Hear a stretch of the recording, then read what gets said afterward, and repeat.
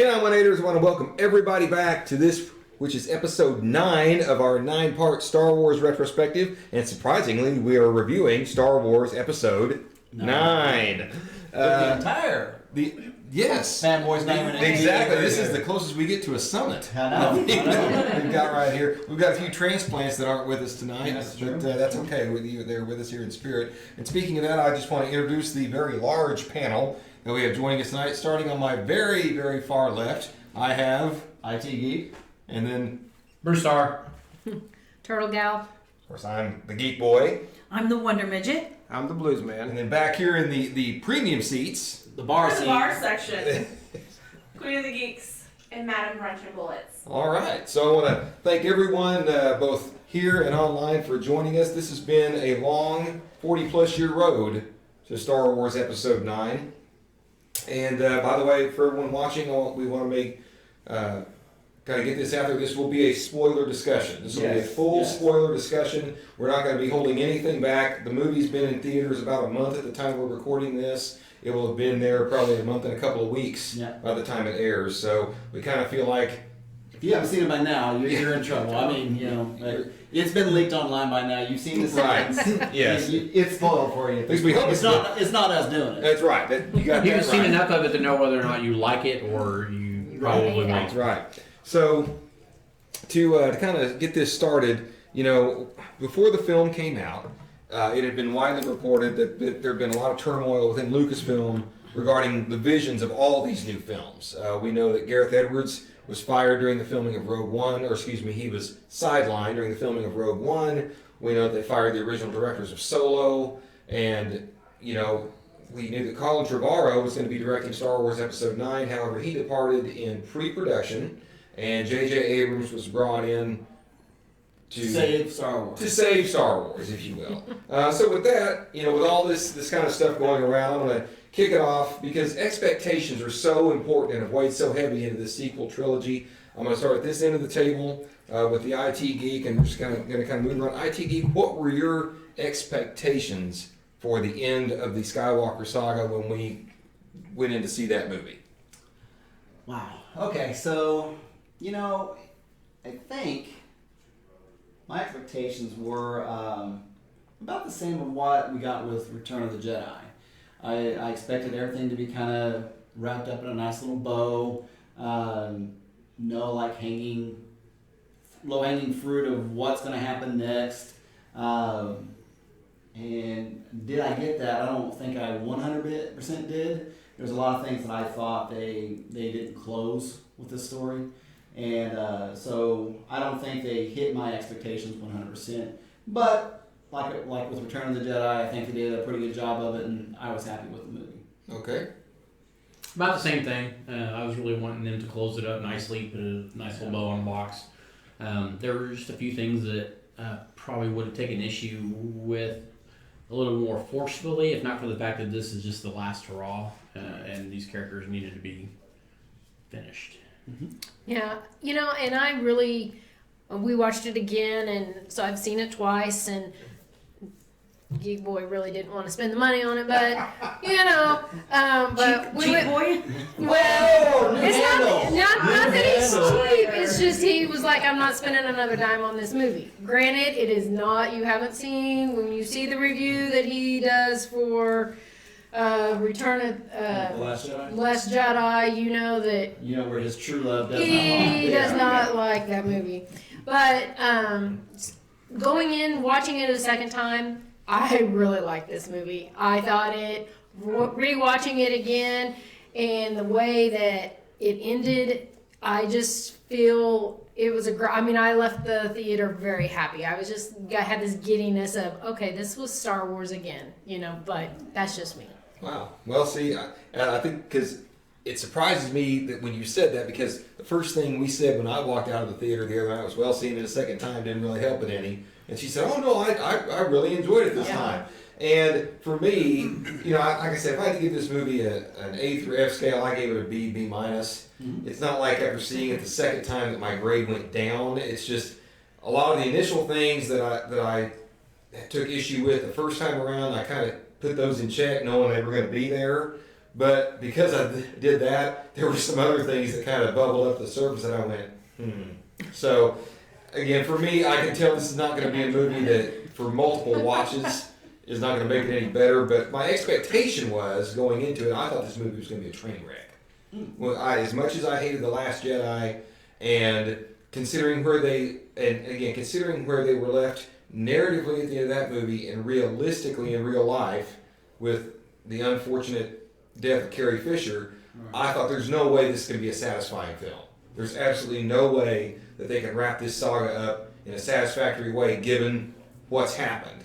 Having said that, it was not the train wreck that I thought it was going to be. We'll get into that later. So my expectations were very low going in, and they were actually surpassed. So, Wonder Midget. I had hope going into this movie. There were a lot of things that were unanswered for me at the end of the last movie. Not all of those things got taken care of. I do appreciate the way they were trying to wrap things up. The pandering to the fans got a little silly at one point, but Billy D was there, and that was enough for me. So that definitely gave it a thumbs up. Loves to use some Lando. Love me some Lando. I wish I'd had the time to stop and pick up a 6-pack of Colt 45 before we got it. But I didn't. So I appreciated what they were trying to do, exactly like Geek Boy said, with the narrative that they were left with and what reality we had to deal with. I think they did a decent job. There were a few times I just thought, oh, now you're just being silly. But I was not willing to go see it a second time, so I have no room to call you cheap boy, because we all know I'm the cheap one of the group. But I appreciate where they were going with the way some of the characters were acting, and upon further reflection afterwards, I guess things are going to be okay. And that was kind of where it was at. Okay. Blues Man. I agree with Geek Boy as far as going into the movie with low expectations. The Last Jedi really hurt the franchise, in my opinion, a lot. And therefore, I didn't want to really see the movie. And it took me a very long time to even go to the movie theater to watch it. I've only seen it once. I do want to watch it a second time. That way I can see if I missed anything the first go around. So I will pay for that. I may have to go by myself. $1 night. I'll go with you on Dollar Night. But yeah, low expectations. I felt that they did wrap up a lot of the storylines decently. My biggest quirk with this trilogy is the missed opportunities. Yeah. Oh, yeah. The lack of certain character development, missed opportunities with the characters, the relationships that could have been. So again, but it was a better movie. I mean, I enjoyed it at least a lot. I think better also than some of The the Last Jedi. misrepresentation of some of their true love characters, like Luke and stuff on Last Jedi and stuff that we've already reviewed. Yeah. There was just not a lot of honoring those characters Right. in a way I thought was respectful. Right. I agree with you on that. And we'll delve into that here a little deeper. Exactly. Queen. I think for me, I did not watch any trailers leading up to us going to see it. We were watching The Mandalorian the week before we went to see it, and so that was the first time I had seen a trailer, and I was excited with what I saw, but I didn't know who the villain was going to be. I tried to go into this one with just a fresh set of eyes and low expectations to be hopefully pleasantly surprised. It worked out for me. I am not as dedicated to the canon that may or may not now be, so. Nice way to put that. Yeah. For me, Very, very relevant. Yeah. I will say though that I wanted this one to give me the answers that I've been asking since episode 7. I wanted to know who Rey's family was. Yeah. I needed them to answer all those. We got a lot of those answers. I do think they left a lot of things open for us though that I was like, oh, but this is the end? I still have more questions. So, Madam? Okay, so I think everybody here knows that I was very upset with the way that they got rid of the the Solo twins. That is Yeah. The extended universe canon. The Yeah. extended Yes, universe canon. That was one of my things I feel like they really could have used really well. But saying that, that's not what happened. So I am more open to. I didn't have any expectation. It was a movie that I went in. I said it really stinks because I love Star Wars so much. But it was one of those that I went in like, they're gonna do whatever they're gonna do, and the writers are gonna do what they're gonna do. So if it's a good movie that's entertaining, awesome. I will say that my boyfriend was like, "I'm just happy to be in a Star Wars movie." You all are tearing it to pieces. Welcome to the Fanboys 918. Poor Austin. Yeah. So he was just more happy to be at the movie, where we kind of went into detail. Well, this upset us here. This upset us here. But in all, it was a very entertaining movie. It answered questions that you needed it to answer, but it still entertained and it still did what it's doing. Otherwise, we wouldn't be sitting here talking about it. We would be like, movie stunk. Yeah. I mean, we started with Why Are Fanboys So Mean? Mean. Yeah, The reason yeah. that we're There's still a going. reason. Yeah. Hate has a long lifespan. But I think that's a good way to kind of jump off to from what the madam said was, I think the movie did check the box if it was entertaining.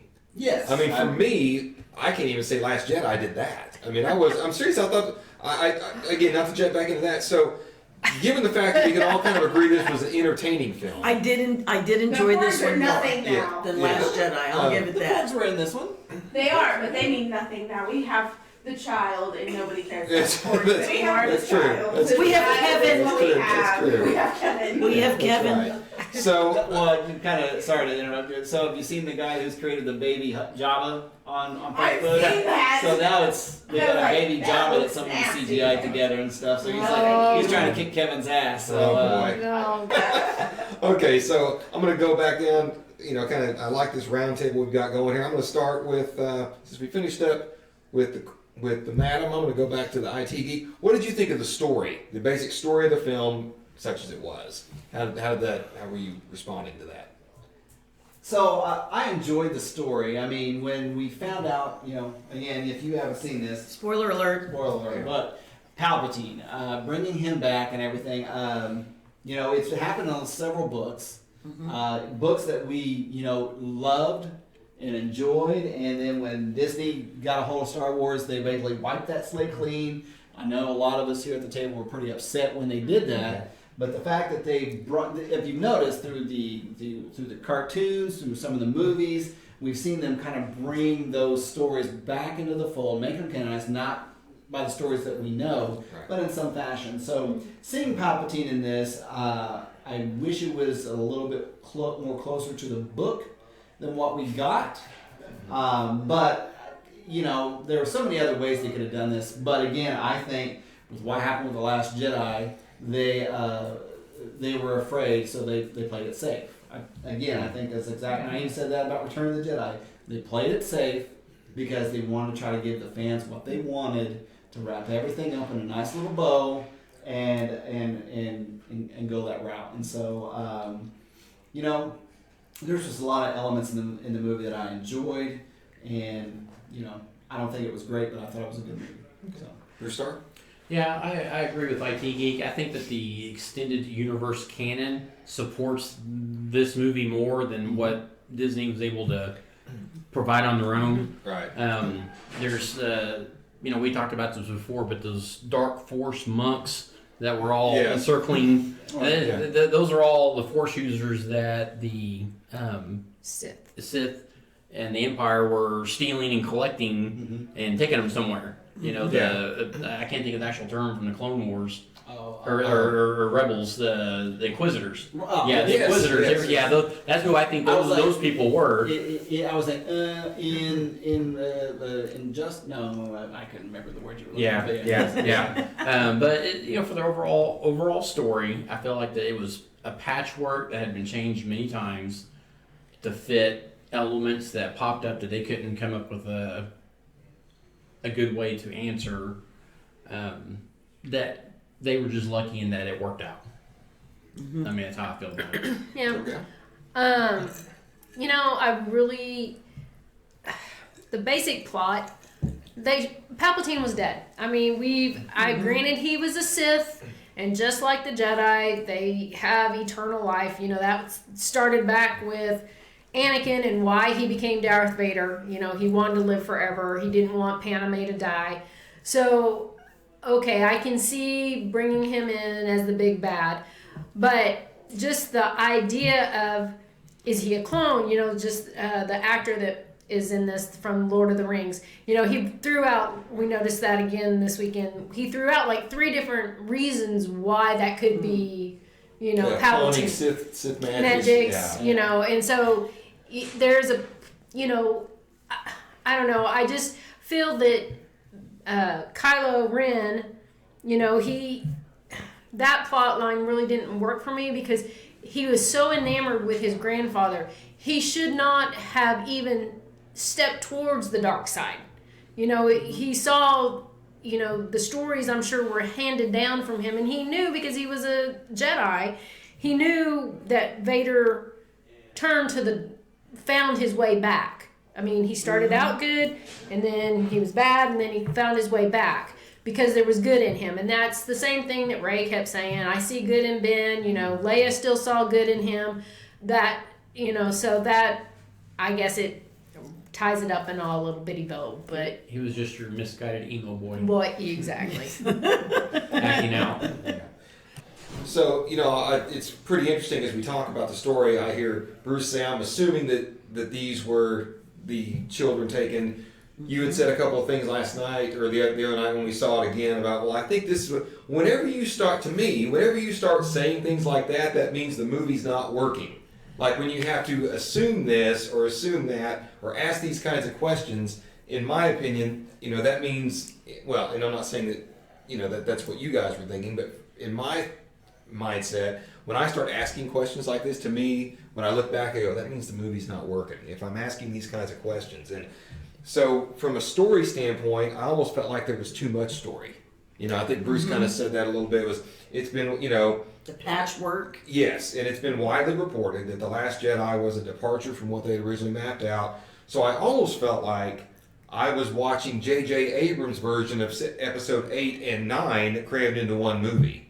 There was so, I mean, because the runtime is like, it's over 2.5 hours. I mean, and there was, like I said, they were cramming a lot of stuff going in there, and the first act of that movie was I thought was a hot mess. I mean, I felt like, and I've said this before, I don't know if I've said it on one of these podcasts or not, but the first third of the film, I felt like I was sitting next to someone watching them play a Star Wars video game that I never could get a turn at.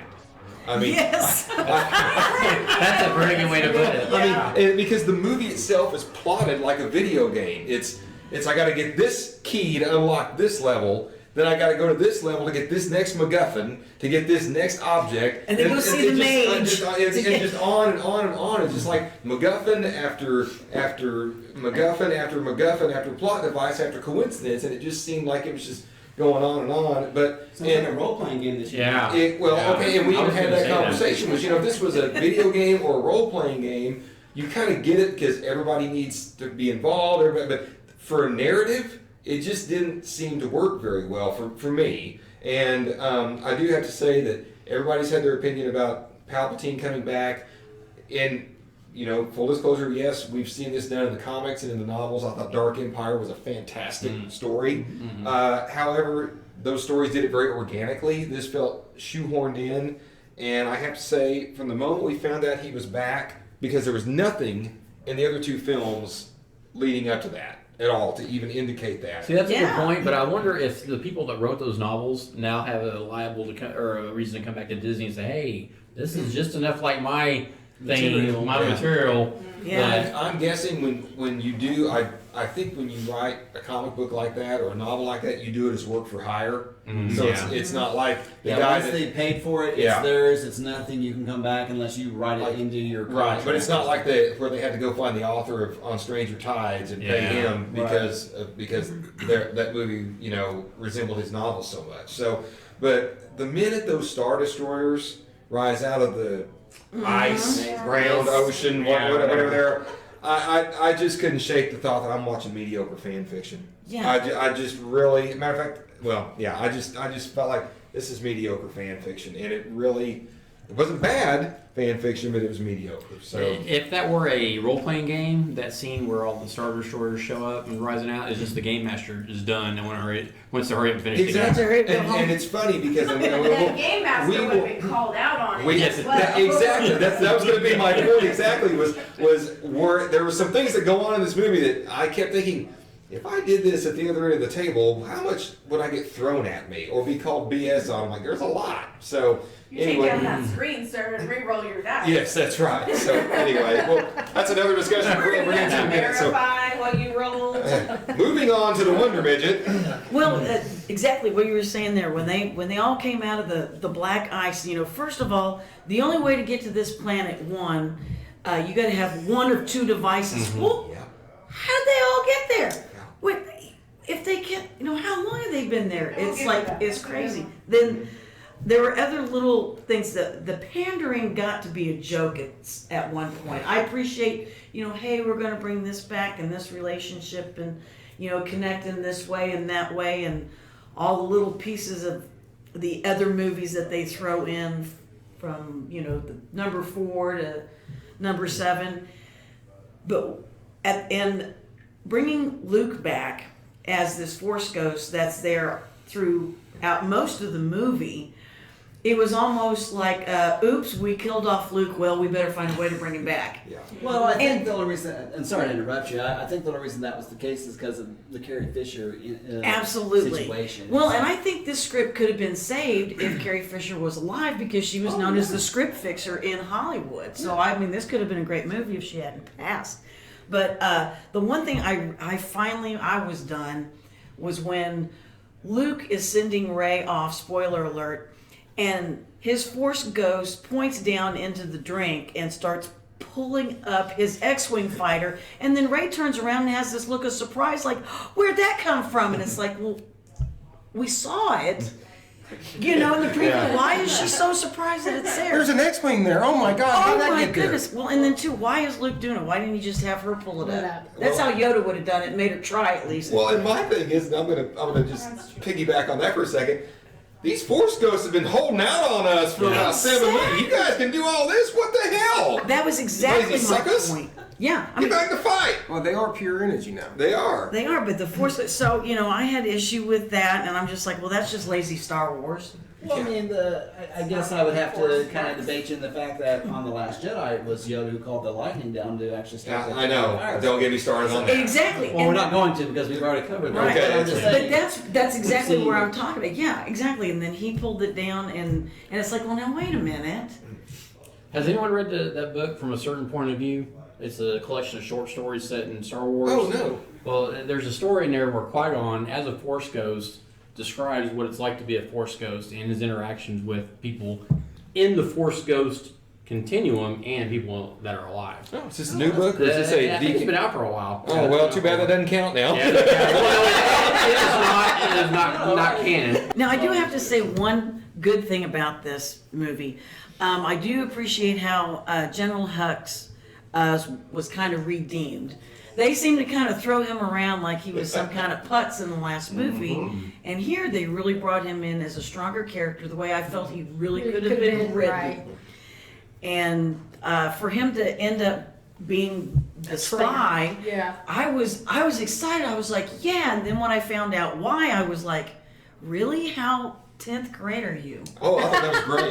You know, Given I everything they've done with Hux, Yeah, I was I gonna mean, say that. but I then love I- that segment of it. But I do have to, now that I've thought about it, that's absolutely how petty he would be. See, when I saw that, I thought someone's been watching Rebels because that is a storyline from Rebels where there's a spy in Imperial Command that. But he doesn't care Yeah. about their motives. He's just, I need to make sure that person's not does. I hate Exactly. him. I hate his his guts. career needs to fail. I don't Yeah. care if it burns. Right. So basically, he's playing office politics with a fleet full of Star Destroyers. Well, trying to cozy up to Palpatine. Yeah, that's right. That's right. Blues man. Oh, you guys hit on most of the topics that I also agree with. The story was better in this one, no doubt.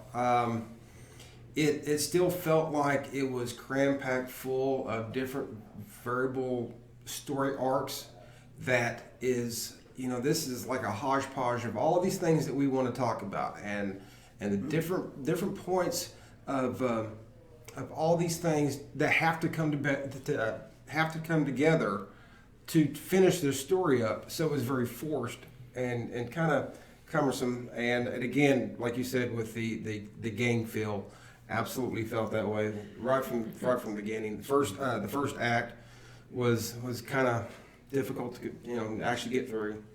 It wasn't really enjoyable, but it was an enjoyable movie.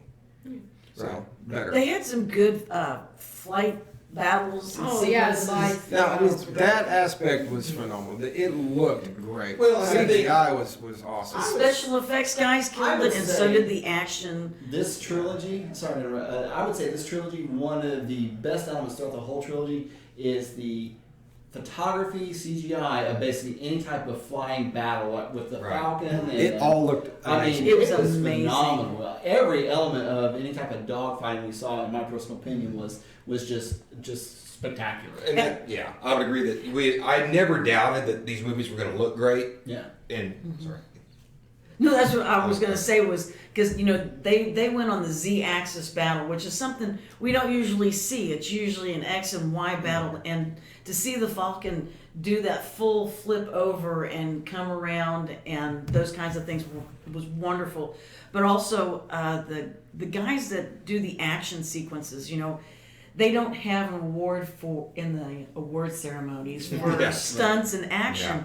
And really, I think that's what saved this movie in Yeah. big part. That's a good point. So hats off to those guys. You need your own award. that's right. I agree. Yeah, I mean the stuntmen and the choreography that all goes into that. I mean that is a true art form. They are artists. They are performers. It's not just physical. It's not a physicality trait or anything. It is a true art form. I mean, it would be almost equal to a ballet or anything Absolutely. like that. So. Well, just in my closing, I would say that the first two of the trilogy, I had on the different podcasts said this feels like we're getting nothing but lazy Star Wars. This movie kind of rung true again. There's a lot of lazy Star Wars going on in this entire trilogy. Well, I got a whole card on that. So with Cow Gal, she talked about Palpatine.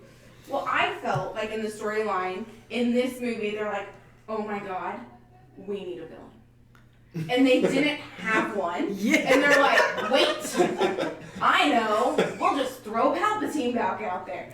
So like that's how I felt. Stick. So like that's how I felt that Palpatine was kind of ended up being the villain. GM cast resurrection Because spell. there was no reason to me. They're like, "Oh my God, we didn't have." We don't I have. don't lie, I didn't expect him. Exactly. We don't. It got to JJ's like, "Well, who's your villain?"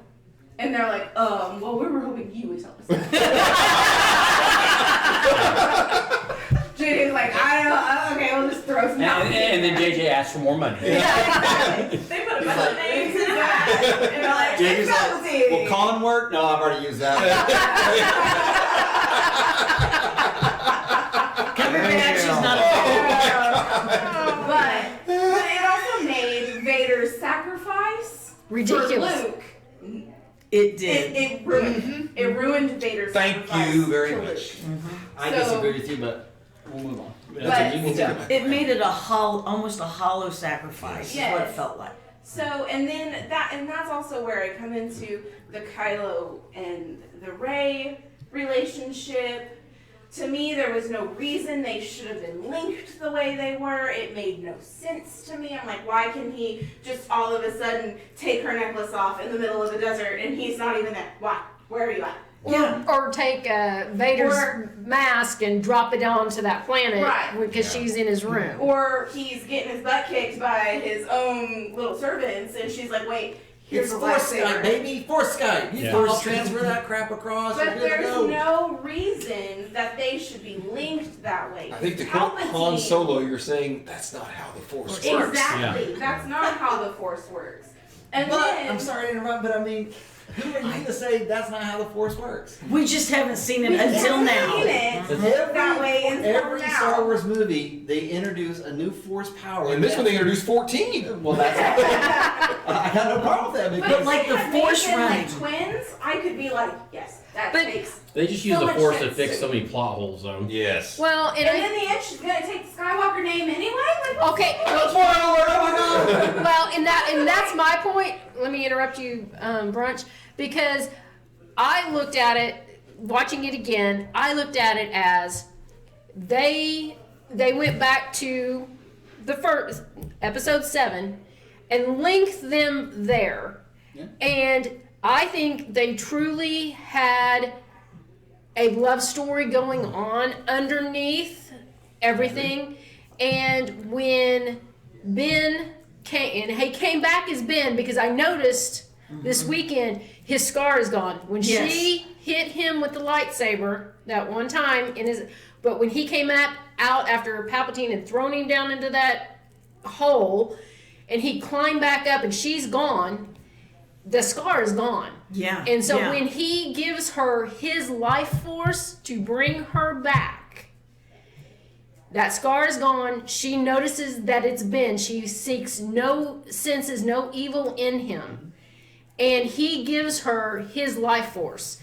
And that's how she becomes a Skywalker. So she got a little Skywalker. Okay. She's got some Skywalker. Of course, John went there.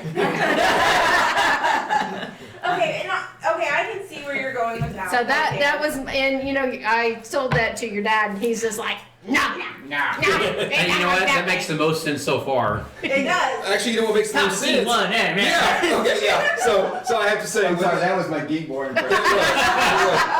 let me do it correctly. Was when the lights came up, I looked down the road. This is when we all saw it together for that opening weekend. I looked down the road. Some people are crying, and I'm just kind of I'm like, you realize Palpatine won. They're like, what are you talking about? I'm like, all the Skywalkers are dead. His heir is now the most powerful person in the galaxy, and she just stole the Skywalker birthright. He won. He got everything he wanted. No, he didn't. To which I got, damn, Heinz, you're a buzzkill. I mean, I'm sorry, when I say it's a buzzkill, I told you you're wrong. Well, and I told him this weekend, I said, okay, that'd just be Luke and Leia adopted Rey.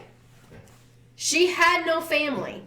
Leia became her mentor. Mother, trainer, and Luke was her trainer. They adopted her into it. I said, that's just like you adopting Brunch back there. Yeah. You're saying now, just because you adopted her, she's not your child? Brunch is not trying to kill me. You don't know that.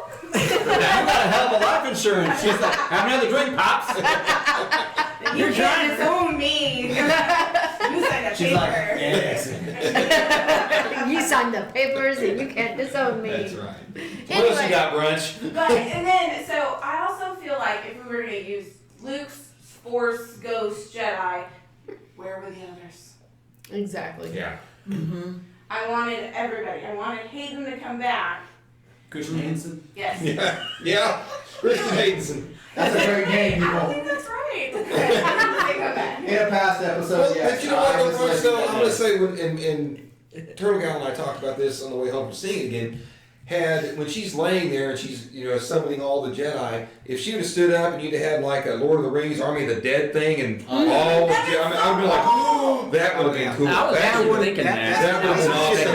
How much money that would have cost to get some signal? I don't care, man. It's Disney. That's what Yeah. I was expecting. They own a She bank. was summoned. But I'm just saying, they have to make money and not lose it. I mean, that's what I was expecting. I'm like, oh man, she's gonna stand up. It's gonna be like every Jedi ever is gonna be Yeah, I standing. mean, that And is then super they- cool Yeah. scene. And then I It would was have just bought like- what happened next a little better. But It was like, yeah.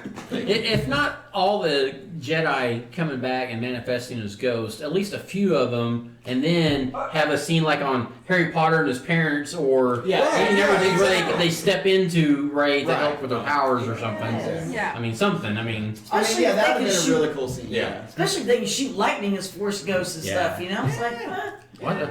It's funny. That's a dark side power, but they didn't seem to make that distinction. well, Yoda, I think, was the balance. Yeah. Yeah. Well, again, and I think that's also again where we got the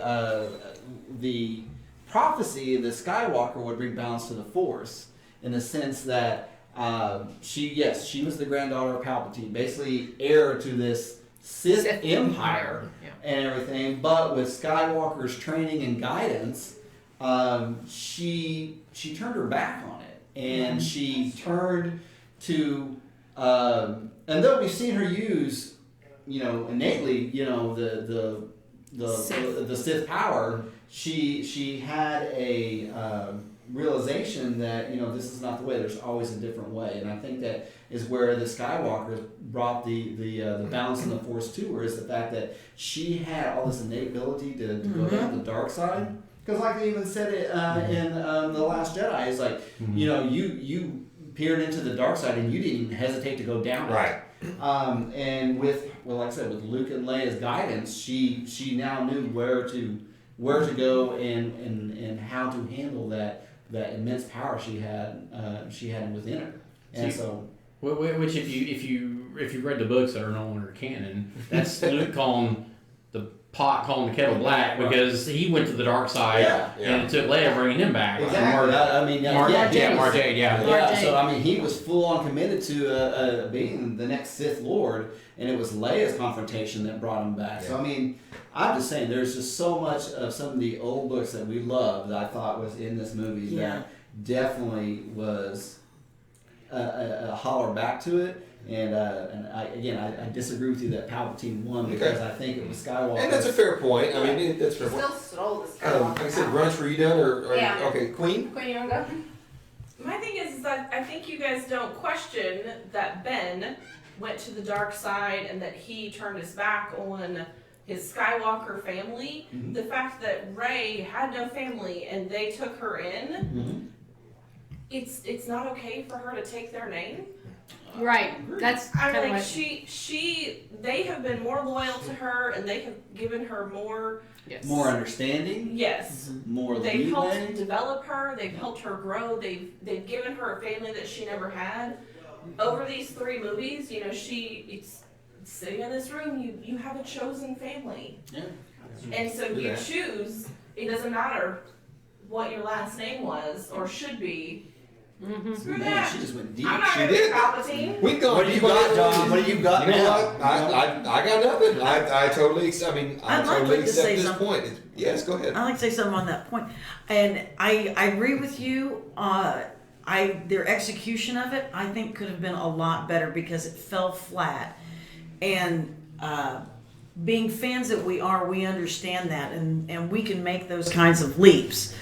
And that's where it's like, well, should we make that kind of stretch, or could they have written it better to where it was more impactful, as Queen described? I mean, that's the meaning it should have had, but it kind of felt flat and it was like pandering at the end. It was almost like, well, did we really need that scene? Right. I mean, that was like the only thing we got out of that. I agree with you in the sense that also, I guess those scenes also could be in the eye of the beholder, like we've talked about in the past. It's like that may have not have resonated with you, but someone else in that theater could have been a very Absolutely. resonating scene. And So I do remember a lot of people going, oh, yeah. hearing that whenever Yeah. she called her name Skywalker. I mean, when they cut the scene right before that, when it ended, I thought that was the end of the movie, and I'm like, I like this movie. This was great. And then it goes to blue sky, and I'm like, oh, are we going to get to see the happily ever after? And then sure enough, that's what it was, and she was Skywalker, and I was like, well, okay. It was almost I like, did not like the final scene. I just didn't like it the way it was executed. I liked the way that it kind of ended the way it started. So it's Yes, that I agree with. The two sons, and it starts. Full She's circle. got her drink. It's a full circle, and that could just be Which is ideally what you should have. Oh yeah, you should bookend your story. I mean, it should always. Well, and then she sleds down into the, like Yeah. she did in the first Yeah. when we first saw her. And I'm like, what is she, 10 again? Yeah. I was like, wanna okay, be 10 this is. again? Well, and I like Not how me, she. man, I was short.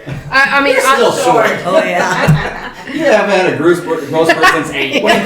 I don't know at what point I lost control of the panel, folks, but My thing, I kind of liked, that ending where she took Luke and Leia's lightsabers, because I had Yes. forgotten that he gave her Leia's light. I don't know why. I guess I blocked it. I didn't realize that. But I liked how she buried him in the sand and buried him deep, that no one, unless she tells them where they're at. But Leia's saber was supposed to be the gold one in the canon. in the extended I mean, the cannon they threw out. that they threw out.